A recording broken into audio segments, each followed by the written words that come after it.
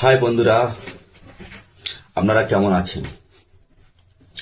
তো আশা করি আপনারা সবাই ভালো আছেন।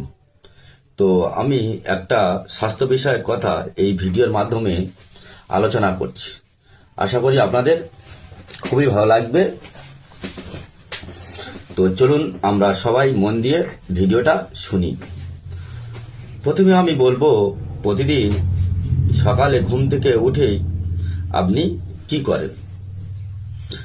আচ্ছা, চোখ খুলে কি এক কাপ চা বা কফির খোঁজ করেন?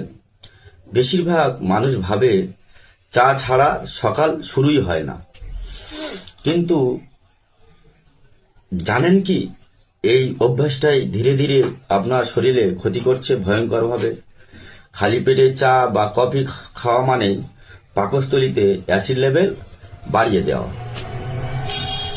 চা বা কফিতে থাকা ক্যাফাইন পাকস্থলীর অ্যাসিড লেভেল নিঃসরণ বাড়িয়ে দেয়। ফলে দেখা দেয় আমাদের শরীরে বুক জ্বালা পোড়া, গ্যাস, এমনকি ক্রমিক গ্যাস্ট্রাইটিস।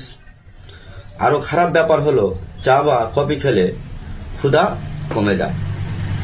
ফলে সকালের খাবার দেরিতে বা কম খাওয়া হয়।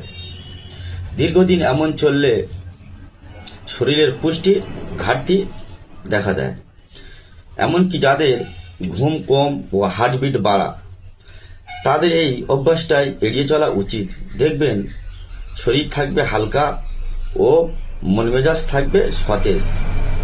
তো এখন আপনি ভাবুন, সকালে উঠে খালি পেটে চা বা কফি খাবেন কি না? তো চা বা কফি খেতে চাইলে অন্তত টিফিন করার 30 মিনিট পরে খাবেন। তো খালি পেটে থাকলে আগে 1 গ্লাস কুসুম কুসুম গরম জল পান করুন। তাতে দেখবেন আপনার শরীর অনেক